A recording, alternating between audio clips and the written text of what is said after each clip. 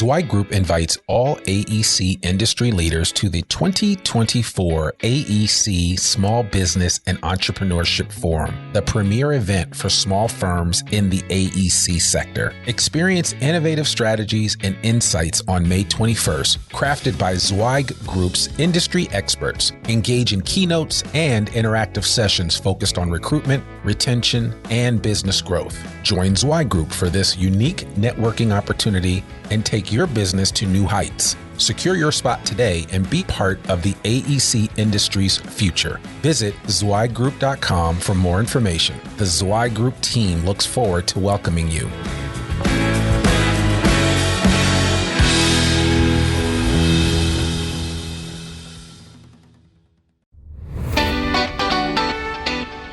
Welcome to the Zweig Letter podcast, putting architectural, engineering, planning, and environmental consulting advice and guidance in your ear. Zweig Group's team of experts have spent more than 3 decades elevating the industry by helping AEP and environmental consulting firms thrive.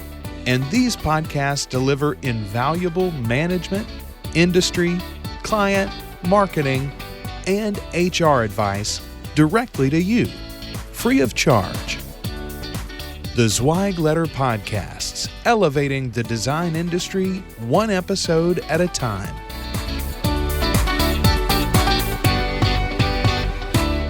Hey folks, and welcome to another episode of the Zweig Letter podcast. I'm your host, Randy Wilburn, and I'm excited to be with you today. I love it when I make mistakes like this because this is actually the second time that I'm saying this. This introduction was miffed because I didn't hit the record button. Even after almost 700 podcast episodes, yes, I still make mistakes. So there you have it. For those deja vu all over again, Randy. It really is. It really is. But no, seriously though, today's guests are very special to me. These are guys that I follow on LinkedIn. I have personally met one. The other I have befriended online, and we've become fast friends. Dan Oblinger and AllanTsang are outstanding negotiators, and I'll let them tell you a little bit more about their superhero origin story. But today we're going to talk about negotiation. We're going to talk about active listening. And the reason why I wanted to bring Dan on, and Allan on for that matter, is simply that a couple of years ago, Dan did an S&PS training that I sat in on active listening, and it wrecked me. It changed my whole world, changed my whole focus about active listening. I thought I was a good listener. I actually sucked. And Dan made it plain and clear. He helped me understand the importance of being better than chickens. He extolled the virtues of the campfire. He helped me to understand that I need to basically ask more questions and listen more often. And so I really, really appreciate his experience and background, but I'll let these guys tell their own story. So without further ado, Dan and Allan, how are you guys doing? Welcome to the Zweig Letter podcast. No, it's good to be here. We're blessed. Couldn't be better. Thanks, Randy. Absolutely. So the way we always start off this podcast is I really want to get your superhero origin story. So I know you guys like to tell each other's stories. So Dan, why don't you go first and tell me a little bit about your brother, Allan? Allan he's an enigma wrapped up in a conundrum. He was born in Hong Kong. He grew up in Ghana in Africa. And then somehow he made it to the United States, slipped through border security, and has been here for many years now. If you can't place his accent, good. None of us can. But he's got 6 beautiful children and a wife who's amazing. He doesn't deserve her. He knows it. And he's a negotiator, which is crazy because people don't think that's a profession. But because I know Allan, I know this is true. You can be a professional negotiator by trade. He learned at the feet of Jim Camp. And for many of your listeners, Randy, that name may not mean much because he's not a flashy guy. He didn't set out to make himself into a brand, but Jim Camp's widely regarded as one of the toughest negotiators on the private sector side. And Allan learned that he was a tough taskmaster, but Allan learned and added his own kind heart to that process, I think. Allan's going to kill me for all this. He has a very close personal relationship with Gary Nesner, he's basically one of the OGs, one of the godfathers of hostage negotiations. So Allan has a nice blend. He has a good background in negotiations all around. And for over 13 years, he has served corporate clients. And I am proud to call him my friend and partner. That's awesome. That's awesome. All right, Allan, I'm going to tee you up on. It's on you to let us know about Dan. It's always good to go second because you get to plot and plot a revenge. Well, Dan is married to a wonderful lady, Miley, and they also have 6 kids. And a lot of our values, we met and we got along so well because Dan and I have a lot of principles and values that overlap. And so we went on this venture together to work together. Dan lives in the plains in the Midwest in Kansas. He likes chasing after buffaloes. Occasionally, when I talk to him, he is about to chase after bad guys in the evening. And then by day, he serves the private sector and work with companies, design and construction companies. And I enjoy working with him, helping clients solve their difficult negotiation problems.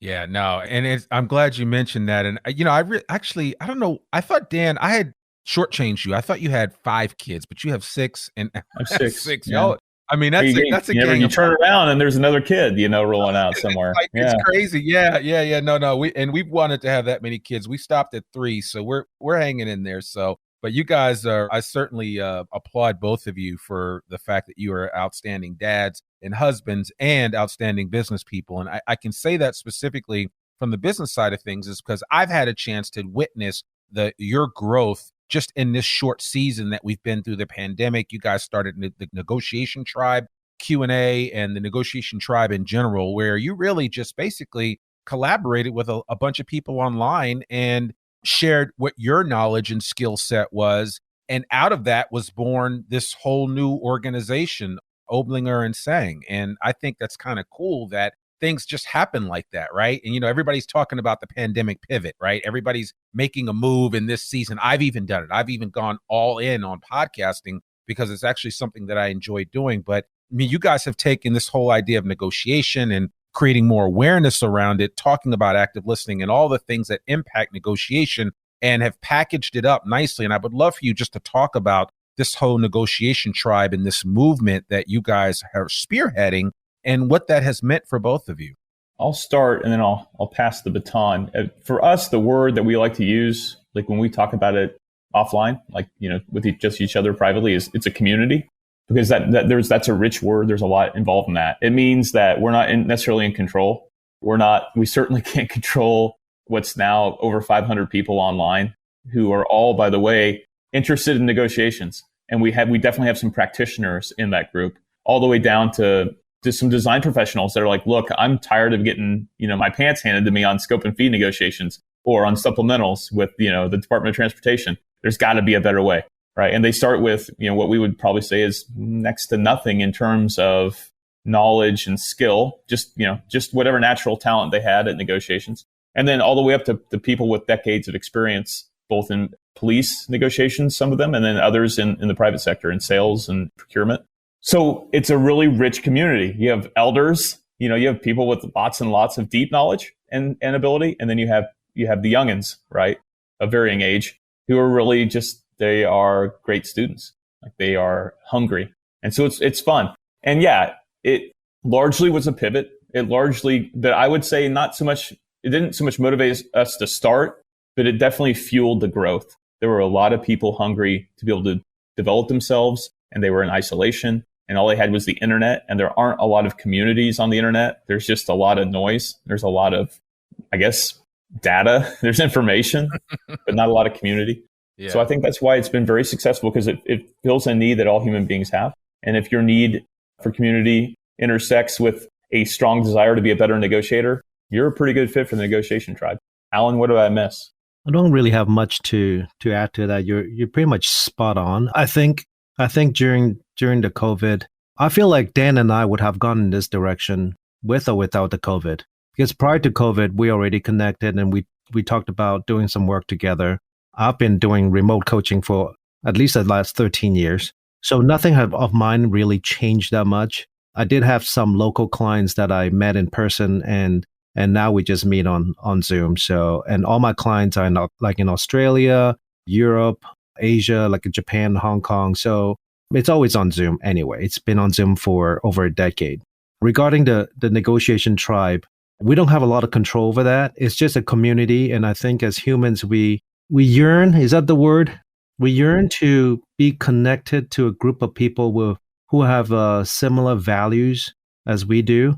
And the Negotiation Tribe's mission is to help people become better negotiators and to build strong agreements with people they love and they care for.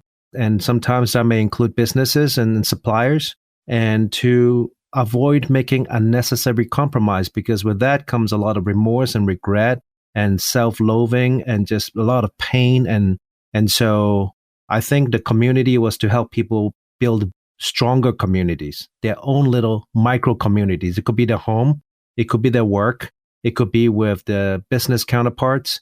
And so the one word is just a strong community. Yeah, I love the word community. I love the word tribe too. I mean, Seth Godin talks about finding your tribe of 1,000. So you're at 500. So we got to get you. Yeah, we're halfway there. More. Yeah, you're halfway there for sure. So, and I think that the thing that really stood out to me with the whole negotiation tribe is that everybody's like literally out trying to help each other. If problems come up or people have a challenge, they bring it to the tribe, they share it. And you guys speak up, but then other people speak up too. I know I've shared some things and insight, and other people like Kwame, my buddy Kwame, a Christian who is an outstanding attorney and does a lot of negotiation and is a mutual friend of ours. So, there's a lot of really smart people that are part of this group. And I actually would encourage anybody listening to this podcast as a design professional, if you want to start to just become better at negotiation, or at least kind of understand what real negotiation is and not this whole back and forth of, you try to edge out somebody else and get more than what they have, then I think the Negotiation Tribe is for you. But I want to talk a little bit, Dan and Allan, about this whole idea. And this is just a question that I actually have for you right now. What comes first? Does active listening come before negotiation, or does negotiation come before active listening? And I think it's the former, but you tell me. Can I go first, and then I'll pass the ball back to you, Dan? Oh, that depends on how we define negotiation. Some people look at negotiation as we only negotiate when what we're trying to do fails, right? So I've heard some salespeople go, yeah, we only negotiate when sales fail. Well, that is a very small or thin slice of looking at negotiation. It's not wrong. It's just not a complete picture. Negotiation to us is the nonviolent form of communication that brings about agreement between two or more parties, with each party having the power of consent, right? And so once you look at that, it's the process. And for us, that includes the preparation. That includes the research. That includes the internal decision to want to negotiate with the other party. If I do not want to negotiate with the other party, there is no negotiation, and I have to make that decision. In a negotiation, there's two things we want to do. It's a decision-based. I need to make good decisions, and then I want to influence the decision of my counterpart. The first step is I need to make a decision. What I need to do in the next step? And it could be, I do not want to negotiate with Dan, and therefore there is no negotiation. I already made the decision. In that case, when we look at it that way, the negotiation starts before we even engage tactically with the other party. And then once we engage tactically, then active listening comes into play. That's how I look at it. Dan may look at it differently. Dan? I think that the distinction between active listening and negotiation as activities is very blurry. Active listening is not necessarily about helping other people make decisions at all. It's about strengthening the relationship. But that also is a good goal in negotiations. Listening is about gaining knowledge about the other person and their situation. That is a core aspect of negotiations. But active listening would resist any effort to problem solve. Active listening doesn't try to solve any problems. It just tries to strengthen relationships, exchange information, calm emotions, establish a sense of safety. Those are all critical things for a great negotiator to do. And so if they're active listening, they are negotiating. But negotiation is definitely distinct from active listening, because we go beyond that and we start crafting agreements. And we may insist that people make some decisions. In active listening, we probably won't push anybody to make any decisions. So what's interesting is you can active listen, and if all you're doing is just, developing rapport, just strengthening a relationship for something in the future, then maybe that's not a negotiation. It's awfully hard, though, to be actively listening in a professional setting and not be also negotiating, because you probably are listening with a purpose. And the purpose is probably so that you can make a better decision, and that hopefully they'll make a better decision that's going to help you out too. Sometimes the decision we make is, I'm not going to do business with this person or this entity, or I'm just not going to do business in this situation, this deal. We're not going to do this deal. That's a negotiation. When I use active listening as a police negotiator, it's a negotiation. It's always a negotiation because the only reason I'm involved is that there's danger, there's violence, there's aggression, and we're going to help them make a better decision, right? So that's where I say the lines are very, very blurry. And I would say in almost every case, when your listeners are trying to actively listen with somebody, they do have a purpose to it. They want somebody to make a decision that they can't control, that there has to be mutual consent. And therefore, your active listening is a part of the negotiation. Yeah, it's so funny. I mean, when you put it that way, I definitely start thinking about how, the role that active listening plays, specifically for design professionals, right? Because this is a podcast for design professionals. And I think about, there's so many moving parts. And for design firm leaders or soon to be leaders or assistant project managers and people like that, you have to be an active listener in order to, bring people internally on your team up in line with what you're trying to do. And then at the same point, you've got to be a strong active listener when interacting with the client. Otherwise, you won't understand exactly what they need. So even before the negotiation comes up, there's that active listening piece of you just having an understanding of what the client wants and needs before you either say yes or no to them with regard to offering them your services.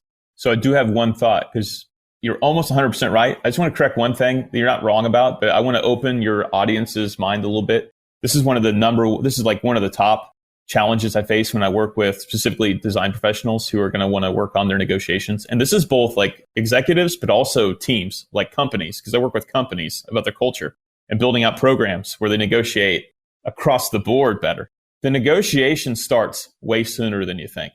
If you're doing discovery with a client, like if you're listening to them, then the negotiation's already begun because they're making judgments about your abilities as a provider of professional services already. You could lose the negotiation in how you ask the questions trying to scope out a project. If you think the negotiation begins only when you start talking about fee, then you're falling into what we call the most dangerous kind of negotiation is the one you don't realize you're in. That's that. So we work with the people that anytime you're touching a client, you're negotiating with them because you're going to ask them later on to make a decision and their decision will be driven by their vision of you professionally. So everything we do, every proposal we send, every text message, every phone call, every in-person or Zoom meeting, they're forming judgments about you and you are reflecting your corporate culture. So, I might want to do business with Randy and therefore everyone that Randy's representing, there's a little bit of a halo effect. So yeah, we really encourage people. Listening is so important in negotiations and recognize if you're listening to a client, you're negotiating with them because they're going to start to make decisions about value.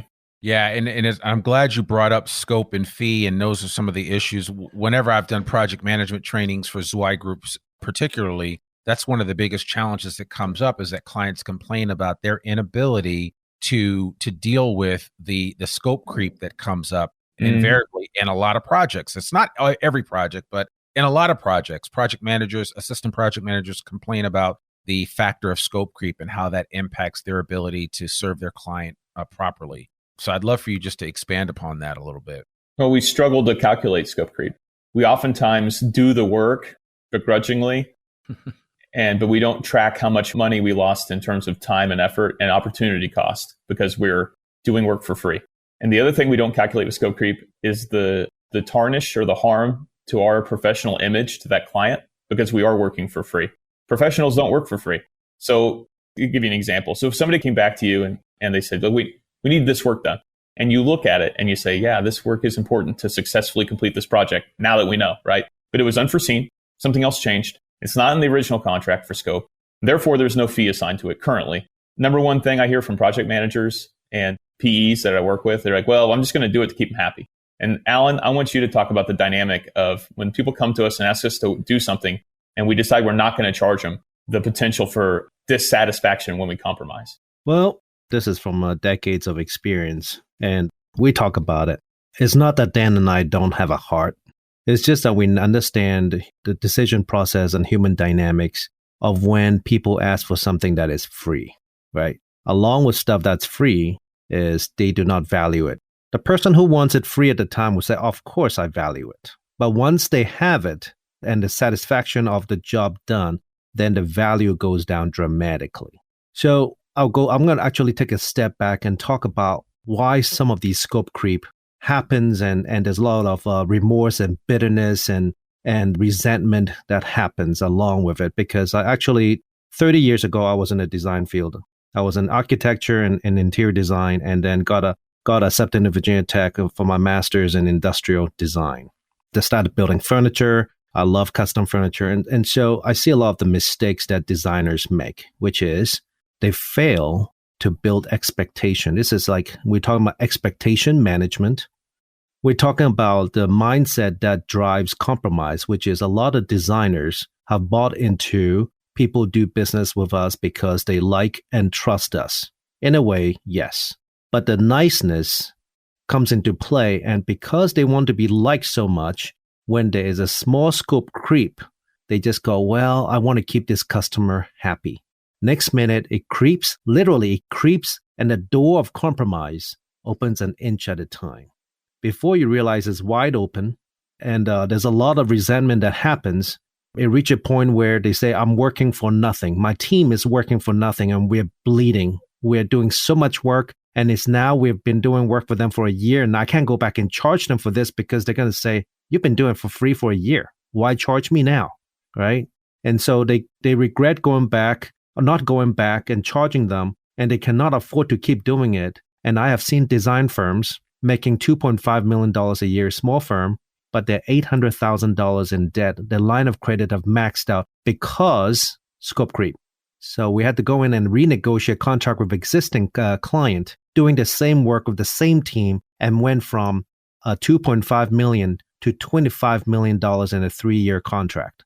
That is about $8.33 million a year doing the same work. Initially, my client says, we need to increase our rates, but I think if we increase it by 10%, they're going to leave us. We went to more than 300% rate increase after a good strategy session. So just to say, if you're a design firm and you're losing money, you're not alone. It's just that you have a good heart and you want to help your clients and you want to keep good clients and you want to be nice, you want to be liked, and that has come to undermine your success. You know, the other thing that happens, which is even worse, is that when they come and they ask you to do work that's out of scope, sometimes they know it's out of scope. And so that's what Allan's talking about. Now they're going to push you and they're going to keep pushing you because that's their mission, right? Sometimes they don't know if it's out of scope or not, and how you react tells them whether it's in scope or not. But there are some people that come and they really do believe it's within the original scope, and you're going to agree to do it for free because you want to make them happy. And this starts creating doubt. It starts creating animosity. And this is totally this is counterintuitive. And I work with PMs all the time in negotiation workshopping. And they're like, we can't do that. They'll be pissed off. And I'll say, no, when you do that, sometimes they get pissed off because they start to wonder, how much did they pad that original fee that they're willing to do all this work for free happily? Oh yeah, we'd love to do that work to keep you happy, right? And they're like, I feel like I'm being taken for a ride. And they will have internal discussions about how far they need to push you to discover your pain point in fee because you're so far ahead. When in fact, you were doing your normal 3 to 5% fee and you're just afraid to negotiate. And so the opposite effect happens of what you intended. You wanted to make them happy, but now you've made them suspicious. And this doesn't make a lot of sense until like my stepbrother Allan said, until you begin to study human dynamics and human decision-making and emotions, because all decisions are emotional. Yeah, man. Yeah, you're right. I want to continue and pull on that thread. Pull it. When we work, we are going to screw up. It's just a matter of life. Just like when you just started today, you've done this like 700 times. You're going to make mistakes, right? And we still forgot to record. I have made mistakes. When I have interviewed people on behalf of my client and they say, yeah, I've never made a mistake. And when we ask them, what is one of the biggest mistakes you've made? And they pause and they go, never made a mistake. Immediately, we don't hire that person. We got some issues with this. Yeah. Right. So to go back, it's like the mistakes that people make is they want to be liked. This is the mindset. So when we talk about compromise, it starts with what's happening in our mind. This erroneous idea that we need to be liked. And so the counterpart exploits that, Randy. So when we screw up, they look for it, and they get upset. When they play upset, they're going to play it up. They're going to be super upset. And then they go, what are you going to do for us? What are you willing to do for us? Would you do this project for free to keep us happy? Guess what? A lot of people will do. Sure. And once you put that monkey on your back, you can't get them off. It's like you did it free last time. I don't understand what's going on. No, but you were upset last time, and then all they have to do is say what? I'm still upset. We're still upset. Yeah. It's so funny. I've heard people like Mark Zweig talk about, the challenges that design firm leaders struggle with is that they want to be nice guys and they want to be liked. I mean, you say that, right? And then we start talking about all the other service industries like attorneys. I guess attorneys don't want to be liked because if they don't get paid, they don't do their work. So Kwame would tell you that almost all lawyers fall into the same problem. Really? There's a thin slice of them that litigate and they love the confrontation and they love the aggression and they see themselves as great negotiators for that reason. Mm-hmm. But the vast majority of attorneys don't litigate. They make compromise. They come to deals. Even civil and criminal attorneys, they're all about cutting a great plea bargain, right? Or if they're in civil work, coming to an agreement outside of the court. If everyone took everything to court, the court system would collapse and fail. So we actually, Allan and I have run into many lawyers who know that they need to work on their negotiation skills because it's not something that's really taught in law school, mm-hmm. right? Legal back and forth is not the same thing as value-based negotiations. So there are many attorneys that are great negotiators, but the vast majority of them are no different than the design professionals that I work with or the enterprise sales and procurement specialists and entrepreneurs and startup CEOs that Allan tends to work with. Yeah. So I guess really, if you just scratch below the surface, you'll find it in almost every industry every industry, even police crisis negotiators in my industry, my first industry, right? There are many that really struggle with business negotiations. It's a totally different dynamic. Some of the core skills are exactly the same, but dealing with terms and fees and scope, that's a new language that we would have to learn. And coming from the public sector, sometimes we're not great about value. It's interesting. We get indoctrinated that the check comes every 2 weeks and it's the same no matter what we do, right? Yeah. So it's a challenge. It's interesting you say that because there actually have been several well-known hostage negotiators that have come out and written quote unquote business books around this whole idea of negotiation. Chris Voss being one of them. And, I never really thought about the fact that hostage negotiators can struggle just as easily as anybody else in this area of negotiation. Maybe in different areas, right? If saving a life, you might be really well equipped to do it, but there might be challenges when it flips over to some other dynamic or some other type of exchange. Yeah. I mean, after Voss, who else is there? That's where, there's very few people who make that crossover. And there are others.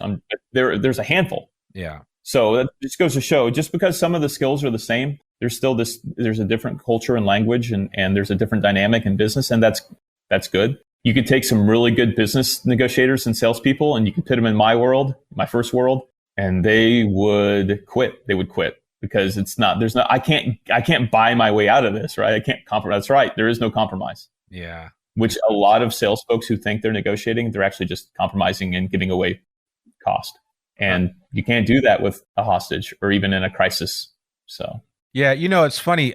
And a lot of people don't know this about me, but in a former life, I am an ordained pastor. And there are some skill sets that you learn as a pastor that I never had to exercise before this. And I know you can appreciate this, Dan, but, it's like, wow, there are times when I do put on that hat where I learned how to, be, I think, more sympathetic to another individual's situation, even way more than an average person would be. And that has informed how I have interacted with and negotiated and worked with those people. So, yep. And maybe I just have a little bit more patience for it because of that. So, well, you're a good dad, so you're patient. Yeah, exactly. Wow. It seems like I'm in a room of recovering pastors and priests here. Right. To be a Catholic priest, for those of you that didn't have that background. Oh, man, I love that. That. So it makes him the heathen pagan. So he's probably a better Christian than I am. Dan is trying to fix me. Yeah, he's trying to repair me. That's funny. Repair my soul. So listen, before we wind up, I did want to ask you guys, what are you, outside of what you've already mentioned and some of the challenges that we struggle with, we being those that are in the design industry working, on a regular basis, what are some of the other things that you've noticed about the struggles of the design firm worker, or somebody that is in the design industry? What are some of the normal challenges that you see that can be easily overcome with just a little bit of modification to behavior, learning some new skills. One of the things that I said, like I said earlier, before at the beginning of this podcast, Dan, is that I've referred everybody to 2 of your books, Life or Death Listening and the 28 Laws of Listening, just as a starting point, right? Because a lot of times people don't understand just some of the listening sins or active listening sins that people struggle with versus what is a proper active listener look like. And I'd be curious to know, what is the refrain that you see over and over again as you either interact with or go into these firms, the biggest struggle that design firms, people that work in design firms deal with when it comes to these areas of negotiation and active listening outside of the whole scope creep issue? So I start with something that I think everybody's struggles with and is familiar with, and it's in their wheelhouse, and that is business development. And I think I've been serving AEC clients for over a decade, okay, specifically in both active listening and in negotiation. And consistently what I see is that especially professional engineers and architects, they have an awkward relationship with the business development mission for their organizations, for their firms. And it's awkward, I think, because some of the personality traits and the technical background and the temperament and the professional dedication that make people great designers don't really translate well to sales and development. And so what do we see happen in firms? Oh, so-and-so is pretty good at it, so they slide into that role. And half the time they're still designing, but they're also doing business development. The other model I see commonly is if you're a project manager, you're expected to go hunt down your own work, right, and develop that. And then as they get bigger, every once in a while, they'll actually go and hire somebody from the business development world. Like they'll bring in somebody, usually a good looking person, and they don't necessarily have professional background, but they're great at sales and business development. And so now they've created a situation in their culture where that person has to learn to translate and be able to speak to the members of their team who are professional designers, right? No matter how you do it, there's pros and cons. So what I've really, when I work with executives, I say, hey, what if everybody that had to do business development, everybody that was in a natural place, they're already touching clients, your PMs, right? People that you've assigned to BD, right? Or just any professional, like somebody in every market, right, that you're in, somebody in every design discipline that you guys sell. What if there were a couple people that just had been trained properly to be negotiators? They don't have to have a lot of natural talent, but they're told this is what negotiation is. These are the best practices. This is the company's way of doing business development in terms of negotiation. And we begin to see that negotiations are certainly winning new work, but it's also managing scope creep, project delivery, internal negotiations about strategy and talent management. And what if these people were a resource for the whole company? And with the secret intention, the insidious intention of that, they're going to start affecting all the people around them in the culture, right? People will start saying, I don't have to say yes. Like if every design professional in your firm knew how to tell people no confidently and compassionately, what would that look like? Because here's a freebie. Here's how you tell people no. Unfortunately, no. And that's it. You don't have to explain a no. Unfortunately, I can't do that. Unfortunately, we can't do that, right? That's it. And they're like, we can tell people that? I'm like, sometimes you need to tell people that, or you'll be in the situation of that client that Allan told us about. So that's it. That negotiation is a feature of your culture. And if it's not there, that's a feature of your culture. And it starts with a little bit of knowledge, but a little bit of knowledge is dangerous. And you really must have important roles in your company filled with people that are habitually good negotiators. And that might scare the crap out of them right now. But with a little bit of training and a little bit of coaching, I've seen design professionals who were scared to death of negotiating turn into ice cold value protectors. It's pretty awesome. And you know what? They have stronger relationships with their clients. It's crazy. That's true. Yeah. So I guess, Allan, what would you add to that? I know I missed a few things. Common mistakes that CEOs make. Common mistakes that CEOs make. So I'm going to have to back up a little bit. Look, it's easy for people to listen to this and think, look, Dan and Allan are gurus or experts in negotiation. A lot of people claim that, and it's scary for me, actually. I consider myself, and I'm sure Dan does as well, that we're just students of communication and helping people building strong agreements. When it comes to design and construction, right, usually you go to 4 to 5 years of school. And when you come out, you still have to intern or do some work and build develop and hone your trade craft to a point where now you have a brand, you do really well. You have this design and you have a style to it. It's the same with human interaction. Dan has his style. I have my style. But we follow certain principles of negotiation that we will not deviate from, and that keeps us safe. So in terms of design professionals, the mistake is reading a book, even listening to a podcast. I'm sorry, Randy. I know I'm gonna maybe undercut you, man. I'm gonna undercut you, and it's gonna actually even seem self-serving at this point. In order to improve, it's very much like how they develop their design profession. You have to learn, acquire some information, and then you have to get competent at that and develop the skills and the habits so that when you are under pressure with a client that is unhappy, how do you de-escalate and build strong agreements in spite of that difference and resolve conflicts and disputes? These are the skills that a lot of design professionals do not have. And I've been with them. Sometimes they're like, if my brand is strong enough, I'm the doctor. They ask me what, and I'm going to design, and they're going to like it, and they're going to take it or leave it. It's my way or the highway. If my brand is strong enough, I can intimidate them into embracing my idea, only to have remorse or buyer's remorse on the buyer side. And they find a way to sue the designer because they're not happy with how they have just basically rammed it down their throat. This is what it is. Take it or leave it, right? So how do you build strong agreements? Is to acquire these human interaction skills on top of the design skills so that they can build long-term agreements that doesn't fall apart. This is what CEOs need to keep in mind. Do their team have everything and all the tools they need to help their team members build strong agreements with their clients? That's a question they have to ask for themselves. Yeah.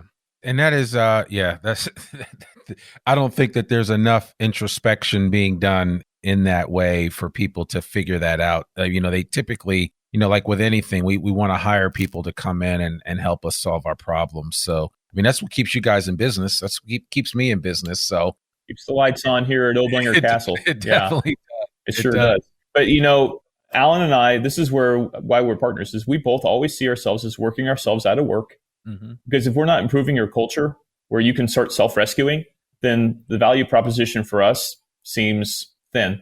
So we work with people recognizing that they're very influential pieces of a culture and that they will influence those around them.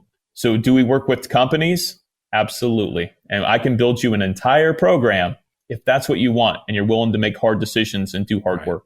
Allan and I do that together. We will also work with executives who are in a culture that's not ready and they need a pathfinder. We'll prepare the pathfinder and we'll teach them how to coach. And then they'll go back and we'll support them too as they try to work on their culture. So there's so many different ways to start building negotiations in your firm. There's not a lot of barriers that are deal breakers.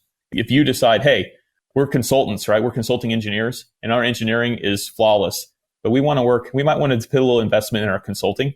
That's what this is about. That's what consultants are. We help people make better decisions. And we need to make good decisions for ourselves so that we're not at risk. So that's it. Yeah, man, that's it right there. That's a mic drop right there. I agree with that 100%. So if people want to connect with you guys and learn a little bit more about Oblinger and Tsang, what's the best way for them to do that? I'll start with free and a little bit of knowledge, which remember is dangerous. LinkedIn for me and Allan is the primary way we're connecting with people in the tribe for now. That could always change. But for now, you can get on LinkedIn, connect to us. You can join the tribe. The tribe is free. The community is free. And if you want to go to some free Q&A and see some hilarious Photoshop memes on LinkedIn, and then also a little bit of knowledge here and there, and a little bit of demonstration of skill here and there, it's all free. Just connect to us. Join the tribe. You can connect to us and message us. Say, hey, heard you on Randy's podcast. Give a shout out to Mr. Wilburn, and then ask for an invitation to the calendar invites, and you'll be set. That's free. Now, if you're out there and you're a decisive person, you already know what you want, and you need help with your culture, that ain't free because we're professionals, so we don't work for free. And because there's no value proposition if it's free, you won't value it. So Allan, give them some thoughts on maybe some options if they want to explore the opportunities to work with cultures and executives. I like to give the easy path. Easy path is just text NTRIBE, NTRIBE to 855-202-4307. And you get into notifications for our workshops, for our free Q&As. And again, that is NTRIBE for Negotiation Tribe, just text NTRIBE to 855-202-4307. Then the second hardest way is just send Dan and me an email and just say, look, I want to have a free discovery call to see whether you guys can help us. And it's just Dan is D-A-N and mine is Allan, A-L-L-A-N at OblingerTsang.com. And that's OBLINGERTSANG.com. Man, I know you guys were worried whether that domain was going to be available, right? You know what? It wasn't available. It wasn't available. Allan had to negotiate to get it back from somebody. Are you serious? Oh, man, that's hilarious. So, but we didn't have to pay for it, so evidently they're not good negotiators, whoever that was in Ukraine or Estonia or whatever. That's funny. I love that. Well, man, we will be sure to put all this in the show notes so people know how to reach out to both you, Dan, and Allan. And I can't, from the bottom of my heart and from everyone here at Zweig Group and the Zweig Letter, we really appreciate you guys coming on and sharing your wisdom and expertise, because this is a real issue. And I think the sooner that design firms get a handle on this, everything becomes better. Internal relationships become better, and certainly external ones with the clients. And no longer is it more of an adversarial role that you're taking, but you're taking one of a true relational role with your clients where, you're there to solve their problems, which you are anyway, but you just don't, you are able to avoid some of the challenges that historically design firms have run into, especially when dealing with their clients. So thank you guys so much for coming on the podcast. You're very welcome.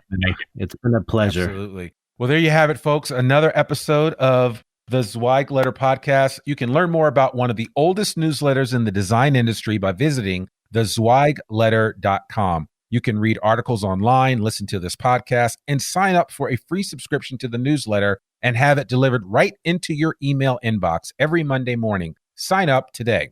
For more info about Zweig Group's advisory services or any Zweig Group publications, visit zweiggroup.com. You can subscribe to the Zweig Letter podcast wherever you listen to it, and please consider rating and reviewing us on Apple Podcasts. I'm your host, Randy Wilburn, and we will see you soon.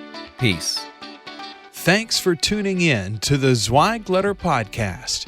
We hope that you can be part of elevating the industry and that you can apply our advice and information to your daily professional life.